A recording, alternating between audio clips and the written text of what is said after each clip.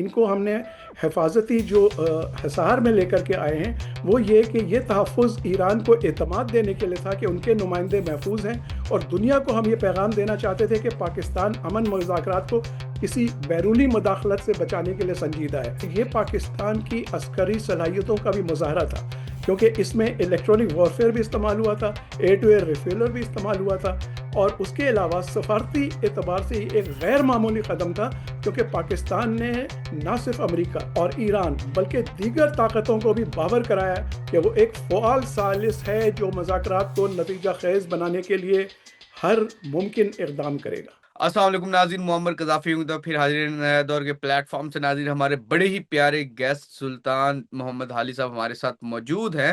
السلام علیکم سر، کیا حال ہے؟ مبارک ہو آپ کو سر۔ جی وعلیکم السلام، قوم کو مبارک ہو، لیکن ابھی مبارکباد کا وقت نہیں آیا۔ ابھی اصل جو ہے وہ اس ہمارے لیے بہت مشکل وقت ہے۔ یہ یہاں تک تو لے آئے ہیں، لیکن اس کے آگے جو ہے نا، اللہ کرے کہ فعال ہو اور دنیا میں امن قائم ہو، وہ صحیح مبارکباد کا وقت ہوگا۔ بالکل بالکل۔ اچھا سر، یہ کس طرح کیا ہونے جا رہا ہے اسلام آباد میں ٹیبل ٹاکس پہ؟ کیا کیا چیزیں ہونے جا رہی ہے؟ کون کون سے وفد آ گئے ہیں؟ ایران کا ڈیلیگیشن آ گیا ہے، اس تمام میں تھوڑا سا سر بتائیے نا، کیا چل رہا ہے اس ٹائم اسلام آباد دیکھیں، اسلام آباد تو آپ اسلام آباد کے باسی ہیں، اور میں؟ آپ کو معلوم ہے کہ اس وقت جو ہے اسلام آباد میں ریڈ زون جو ہے وہ سیل ہے۔ اور کیوں سیل ہے؟ اس کی وجہ یہ ہے کہ جو اسلام آباد کے سیرینا ہوٹل میں امریکہ اور ایران کے وفود کے اوپر براہ راست مذاکرات ہوگی۔ اب اس میں جو خوشائند بات یہ ہے، کیونکہ بہت سے لوگ جو نیگیٹو باتیں کرتے ہیں وہ یہ کہہ رہے تھے کہ لبنان میں جنگ نہیں رکی ہے ابھی تک، تو شاید ایرانی وفد نہ آئے، لیکن ایرانی وفد الحمدللہ بڑی شان کے ساتھ یہاں لایا گیا اور بڑی عزت کے ساتھ لایا گیا۔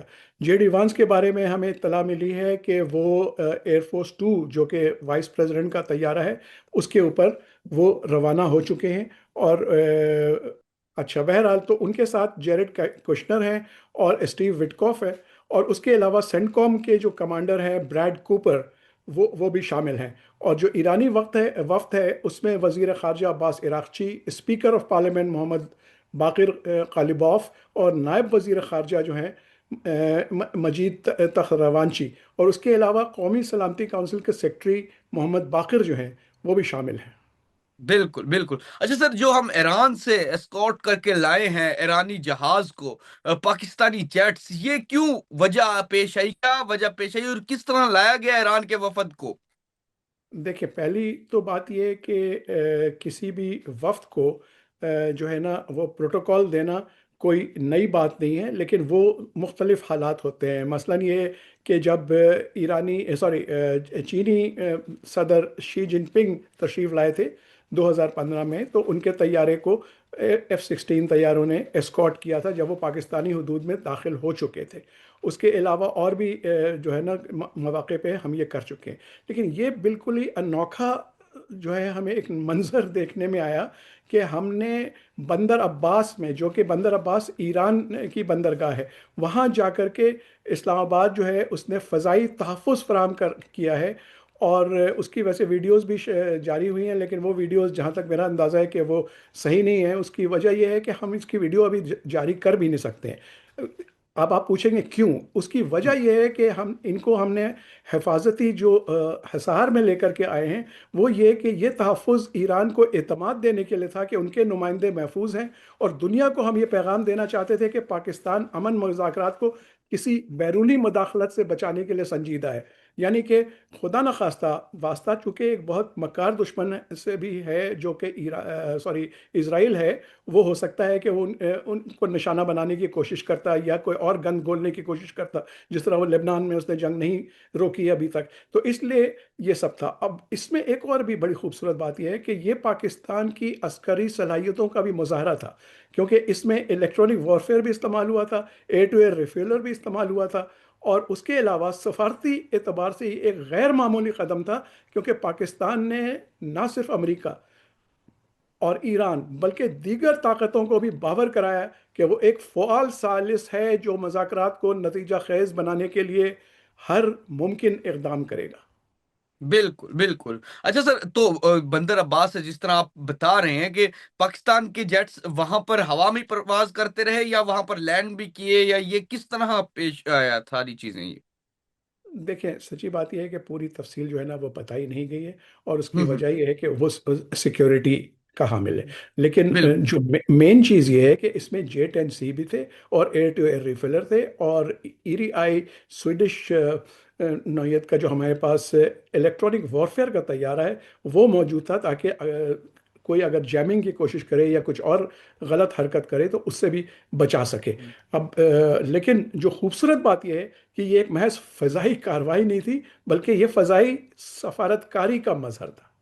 بالکل بالکل. اچھا سر، دوسرا یہ جو مذاکرات پر کس طرح لایا گیا ان دونوں ممالک کو، اتنا آسان تو نہیں تھا کہ امریکہ کو اور ایران کو اتنی آسانی سے مذاکرات پر لایا جائے، جو دنیا کے بڑے بڑے سپر پاور ملکوں کی، جس طرح بڑے چائنا، رشیا، کسی کی بات نہیں، سعودی عرب، کوئی بھی نہیں کر سکا جو پاکستان نے کر دکھایا. خاص کر کے ہمارا جو پڑوسی ملک ہے، جو انڈیا، جو یہ دعویٰ کرتا ہے کہ وہ بڑی اچھی ڈپلومیسی اور یہ چیزیں کرتا ہے، وہ نہیں کر پایا. ہم کیوں، کس طرح یہ پوسیبل ہوا؟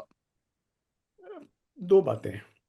پہلے تو یہ کہ آپ کو میں تھوڑا سا تاریخ کے اوراق پلٹاؤں گا، کیونکہ آپ کو اور آپ کے ناظرین کو پتہ ہونا چاہیے کہ پاکستان جو ہے وہ آج نہیں، جس دن سے وہ آزاد ہوا ہے وہ دنیا کے باقی ملکوں کی آزادی کے لیے، اور اگر کہیں کوئی مشکلات پیش آ رہی ہیں تو ان کے پیچھے کھڑا رہا ہے. اور اتنی خوبصورتی سے بہت سے لوگوں کو ہماری تاریخ ہی نہیں پتہ ہے.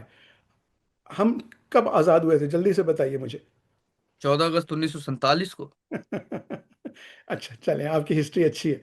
بات یہ ہے بیٹا کہ 1950s میں، ارلی 50s میں، 51 اور 52 میں، تین افریقی ممالک جو تھے، مسلمان ممالک، کون کون سے تھے؟ ان میں موراکو، ٹیونس اور الجیریا. یہ تینوں کے تینوں فرینچ کالونی تھے، اور فرینچ مطلب سپر پاور تو نہیں لیکن بہت بڑا پاور تھا اس وقت. اس کے جو ہے کالونیز تھے، اور یہ اپنی آزادی کے لیے لڑ رہے تھے اور کوشش کر رہے تھے کہ کسی طرح ان کو آزادی ملے. پاکستان نے جب سلطان محمد the ففتھ جو موراکو کے بادشاہ بھی تھے، لیکن انہوں نے کوشش کی کہ ایران، سوری، اپنا موراکو کے جو ہے وفد کا ایک وفد بھیجا جائے، جو کہ اقوام متحدہ کی سیکیورٹی کونسل میں جا کر کے ان کا جو مقدمہ ہے وہ بیان کرے، لیکن فرانس نے روک دیا. اب دیکھیے خوبصورت بات یہ ہے کہ اس وقت جو ہمارے وزیر خارجہ تھے سر ظفر اللہ خان، انہوں نے رات کے وقت نصف شب کو واشنگٹن ڈی سی میں ہمارا سفارت خانہ کھلوایا، اور وہاں سے ایک ڈپلومیٹک پاسپورٹ فوری طور پر چند گھنٹوں سے بھی کم میں ایشو ہوا. اور بلفراج نام تھا ان صاحب کا، جن کو کہ شاہ محمد the ففتھ نے بھیجا تھا. اور وہ جب وہاں پہنچے اقوام متحدہ میں، تو انہوں نے بڑے پرزور انداز سے اپنی تقریر کی. دوسرا میں آپ کو بتاتا ہوں کہ الجیریا جو ہے، جس کے جو کہ اگین آزادی کی جنگ لڑ رہا تھا اور آزادی کا خواہاں تھا، اس کی آزادی سے 4 سال قبل پاکستان نے ان کو جو ہے قبول کر لیا اور ان کے ساتھ سفارتی تعلقات قائم کیے. اور اس وقت ہمارا جو ہے دارالحکومت جو ہے وہ کراچی میں تھا. کراچی میں ان کو ایک ڈپلومیٹک آفس کھولنے کی اجازت دی. اور ان میں کون شامل تھے؟ سب سے اہم جو شخصیت تھی وہ احمد بن بلہ تھے، جو بعد میں 4 سال کے بعد جب آزادی آخر ملی الجیریا کے، تو وہ پہلے ان کے صدر بنے. اور انہوں نے جو ہے 4 سال تک یہاں سے آپریٹ کرتے رہے. ان سب کو ڈپلومیٹک پاسپورٹس ہم نے اپنے دیے، اور وہ دنیا بھر میں جاتے رہے، اقوام متحدہ میں جاتے رہے، اور اپنا جو ہے مقدمہ لڑتے رہے. تیسری مثال میں آپ کو دے رہا ہوں ٹیونیشیا کی. ٹیونیشیا میں کے لیے بھی جو ہے نا اتنی زیادہ کوشش کی گئی، اور ان کو بھی ہم نے اپنے ڈپلومیٹک پاسپورٹس ایشو کیے. ٹیونس جو کیپٹل ہے ٹیونیشیا کا، وہاں ایک سڑک ہے کس کے نام کے اوپر؟ پطرس بخاری کا آپ نے نام سنا ہے، وہ ہمارے مستقل مندوب تھے اقوام متحدہ میں. انہوں نے ٹیونیشیا کا مقدمہ لڑا اور ان سب کی جو ہے ثالثی کی. تو اس وجہ سے ان کے نام کے اوپر ایک بڑی مشہور شاہراہ ہے جس کا نام ہے رو بخاری.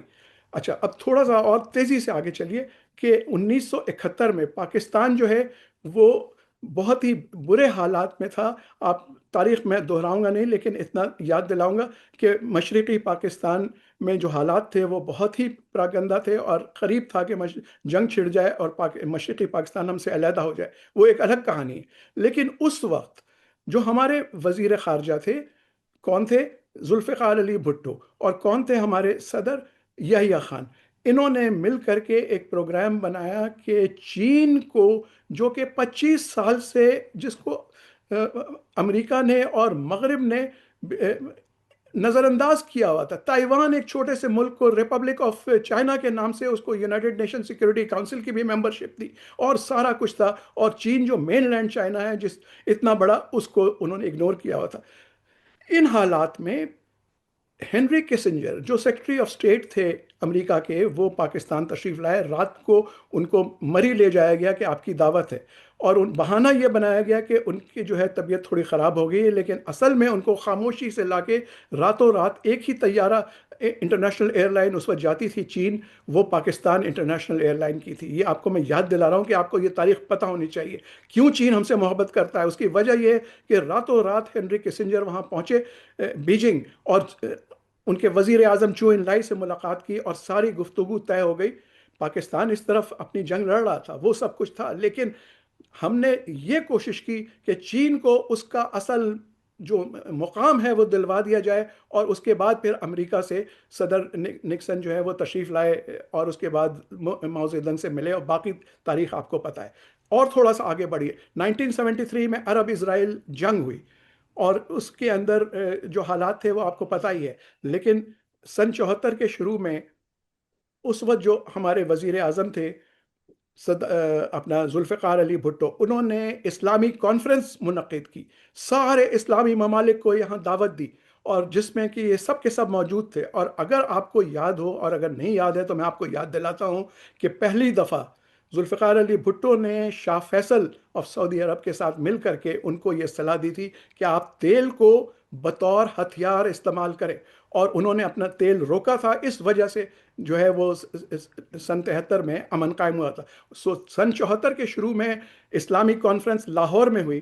ہم لوگ اس وقت پائلٹ آفیسر تھے، ہم لوگوں کی ڈیوٹیاں لگی تھیں. مجھے یاد ہے دنیا کے سارے اسلامی ممالک جو ہے نا، ان کے شاہ، صدر، وزیر اعظم، ایون یاسر عرفات، یہ سب تشریف لائے تھے. اور اسی وقت ہم نے کوشش کی کہ بنگلہ دیش جو نیا نیا آزاد ہوا تھا، لیکن ہم نے ابھی تک اس کو جو ہے اس سے سفارتی تعلقات نہیں بنائے تھے. تو جو ہمارے دوست جو آئے تھے، انہوں نے کہا کہ آپ شیخ مجیب کو لے کر کے آئے وہاں سے. تو شیخ مجیب نے شرط یہ رکھی کہ آپ پہلے ہمارے ساتھ سفارتی تعلقات قائم رکھیں. ذوالفقار علی بھٹو نے اس وقت وہ جو ہے بہت خوبصورت یہ اقدام اٹھایا کہ انہوں نے بنگلہ دیش کو ایکسیپٹ کر لیا، ان کے ساتھ سفارتی تعلقات قائم ہوئے، اور شیخ مجیب الرحمان بھی اس میں شامل ہوئے.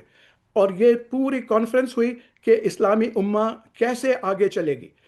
آلدو اس میں ایک فٹ نوٹ ہے. فٹ نوٹ یہ ہے کہ شاہ فیصل اور ذوالفقار علی بھٹو، جو کہ اس صورتحال کے اور حکمت عملی کے بانی تھے کہ تیل کو بطور ہتھیار استعمال کیا جائے، دونوں کو بہت ہی گھناؤنے انداز میں، سنگین انداز میں اس دنیا سے ہٹا دیا گیا. چلیے بالکل تھوڑا سا اور آگے چلیے.